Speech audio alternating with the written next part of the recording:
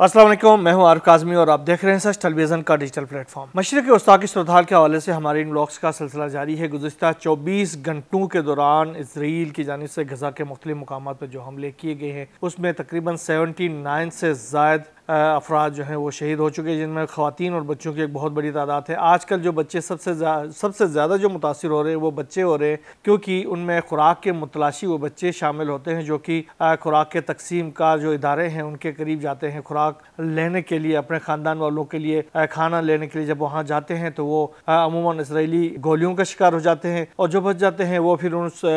हजूम में उनके पाँव तले आकर भी जान की बाजी हार जाते हैं। तो इस तरह सबसे ज़्यादा जो तादाद वहाँ पर जो शहीद होती है वो बच्चे होते हैं और इसराइल जो है वो मुसलसल तौर पर गज़ा वालों की जो नस्ल कशी का जो सिलसिला है उसने जारी रखा हुआ है और उसमें जो उनकी जो तादाद है वो मुसलसल बढ़ती जा रही है।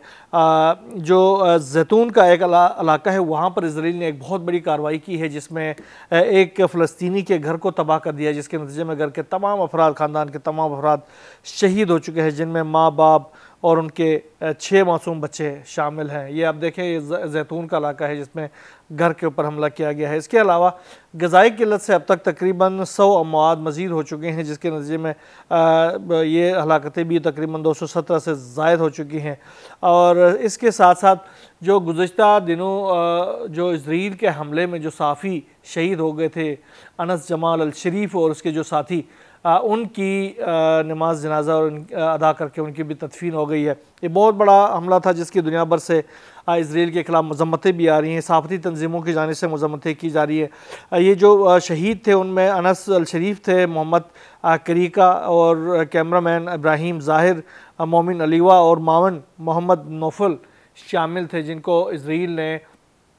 एक हॉस्पिटल के बाहर जब जो उनका टेंट था वहाँ पर उनको निशाना बनाया गया था। ख़ास तौर पर अल जज़ीरा टेलीविज़न से मुंसलिक ये जो सहाफ़ी थे अनस जमाल अल शरीफ, इनको शहीद करने का इसराइल का जो प्लान था वो तकरीबन 1 साल पुराना था। 1 साल पहले से वो कोशिश कर रहे थे कि इससे जान छुड़ाई जाए, क्योंकि उन्होंने इसके ऊपर इल्ज़ाम भी आयद किया था कि ये जो अनस अल शरीफ है वो हमास के लिए काम करते हैं, तो ये एक बहाना बना कर उसके पीछे लगे हुए थे। अब जो है जो इसराइल का जो नया प्लान है गज़ा के ऊपर कब्ज़े के हवाले से और गज़ा के ऊपर बाकायदा तकरीबन 2.5 लाख फोर्सेस के साथ ज़मीनी ऑफेंसिव करने का जो प्लान है, इसके लिए ख़ास तौर पर ऐसे सहाफ़ियों से जान छुड़ाना बहुत ज़रूरी था इसराइल के लिए, जो कि गज़ा की सूरत हाल को मनोन वो बयान कर रहे होते हैं, दुनिया को बताने में अपना किरदार अदा करते हैं। लिहाजा जो उनका 1 साल पुराना जो एक मंसूबा था अनस जमाल को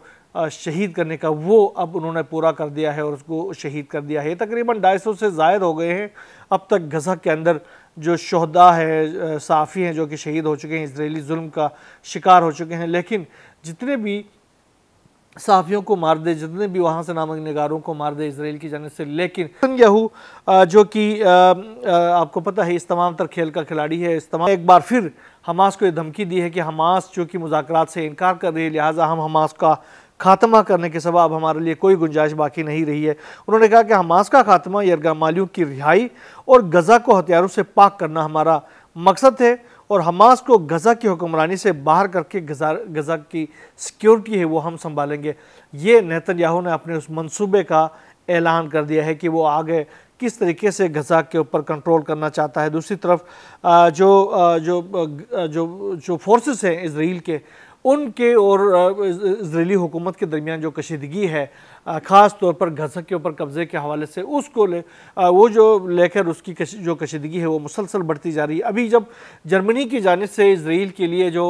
गज़ा में इस्तेमाल होने वाले हथियारों की तरसील रोक दी गई है, तो इसके बाद भी ये जो तनाव है इसमें मज़ीद इजाफा हो गया और फोर्सेस ने ख़बरदार किया है कि अगर ये सिलसिला जारी रहा तो इसराइल की जो आलमी तन्हाई है वो बहुत ज़्यादा बढ़ जाएगी और हम जो है वो गज़ा के अंदर जब हम ये कोशिश करेंगे कंट्रोल हासिल करने के लिए, तो इस कंट्रोल को सस्टेन करना हमारे लिए मुमकिन नहीं होगा, हमारी हलाकतें बहुत ज़्यादा हो जाएंगी। लिहाजा हमें इस तरह के बेवकूफ़ाना जो किरदार है उससे बाज रहना चाहिए। ये इसराइल की जो फोर्सेस है वो मुसलसल अपने इस वज़ीर-ए-आज़म को ये समझाने की कोशिश कर रही हैं, लेकिन नेतन्याहू जो है वो ये तैयार नहीं है और वो मुसलसल ये चाह रहे हैं, ये धमकियाँ दे रहे हैं कि वो गज़ा के ऊपर कंट्रोल हासिल करना चाहते हैं। अभी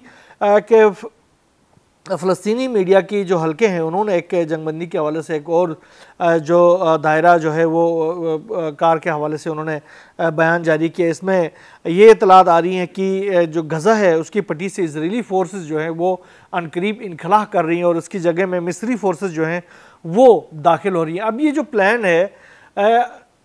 इजराइल की जो फोर्सेस हैं उनके बाहर निकल जाना और मिस्री फोर्सेस का आना, ये प्लान क्या है, इसके पीछे क्या मकासद है, ये अभी वाज़ेह नहीं है। ये इतलात सामने आ रही हैं। एक तरफ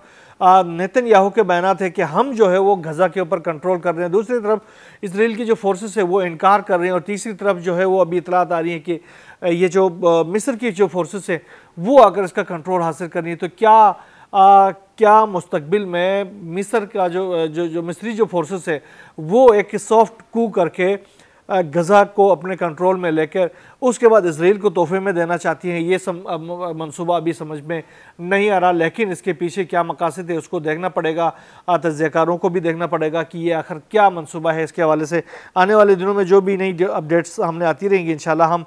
इसके हवाले से भी तफसीलात आगाह करते रहेंगे। लेकिन इजराइल के गज़ा के ऊपर कब्ज़े और इजराइल की जारियत जो है गज़ा के अंदर उसको लेकर दुनिया भर से शदीद इख्तलाफात सामने आ रही। मोदी सरकार जो कि इजराइल के हामी है, इस तमाम तर जो जंग है, इस तमाम तर जारियत के अंदर अगर दुनिया में अमेरिका के बाद कोई मुल्क इजराइल का हमनवा बना हुआ तो वो भारत है। लेकिन भारत के अंदर से भी जो इंसानियत दोस्त लोग हैं, हल्के हैं, वो आवाज़ उठा रहे हैं। अभी प्रियंका गांधी जो कि जो कांग्रेस पार्टी की जनरल सेक्रेटरी भी हैं, उन्होंने शदीद तनकीद की है नेतन्याहू के ऊपर। उन्होंने कहा कि नेतन्याहू ने गज़ा में 60,000 से ज़ायद अफराद को शहीद कर दिया, 18,000 से ज़ायद बच्चों को शहीद कर दिया है और उन्होंने इसको जुल्म की इंतहा करार दे दिया। उन्होंने कहा कि इजराइल के इन जराइम पर, ये प्रियंका गांधी कह रही हैं, इजराइल के इन जराइम पर खामोशी और इस पर कार्रवाई न होना बज़ात खुद एक जुर्म है। ये शर्मनाक है कि इजराइल गज़ा पर तबाही मुसल्लत कर रहा है और भारतीय हुकूमत खामोश है। ये प्रियंका गांधी की जानिब से ये बयान सामने आया है। बहुत ही बेहतरीन किस्म का बयान है और भारत की जानिब से इस तरह की तवाना आवाज़ों का बाहर निकलना बहुत ज़रूरी था। नॉर्वे की जानिब से एक बहुत बड़ा बयान सामने आया है। नॉर्वे की जो नायब वज़ीर ख़ारजा है उन्होंने बयान दिया है कि हम जो है वो आलमी अदालत इंसाफ की जानिब से, आलमी जो क्रिमिनल कोर्ट की जानिब से जो नेतन्याहू की गिरफ्तारी का जो हुक्म दिया गया है, अगर नेतन्याहू हमारे मुल्क में आते तो मैं उसको ज़रूर गिरफ़्तार करूँगा, हम उसको गिरफ़्तार करेंगे और हम इस जजमेंट के ऊपर फ़ैसला मेनुआन जो है वो हम इसके ऊपर अमल करेंगे और नेतन्याहू को गिरफ़्तार करेंगे। लुबनान की जो एक वज़ीर हैं, अच्छा लुबनान के अंदर उसको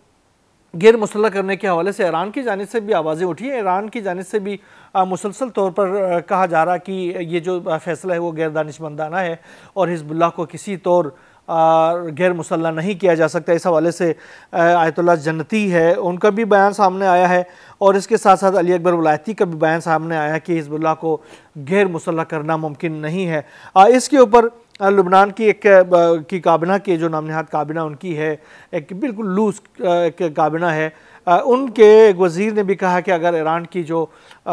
मुदाखलतें लुबनान के अंदर जारी रही तो हम उनके जो सफ़ीर हैं उनको दफ्तर खारिजा तलब करके उनको डिमाश करेंगे। लेकिन अभी ईरान के जो सुप्रीम नेशनल कौंसिल के जो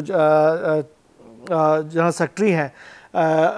डॉक्टर अली अकबर विलायती, वो लुबनान रवाना हो गए हैं। वहाँ पर वो लुबनान के गवर्नमेंट और उनके हुकाम के साथ मुलाकातें करेंगे और इसमें आगे इम्कान ये हैं कि इस हवाले से भी कोई बातचीत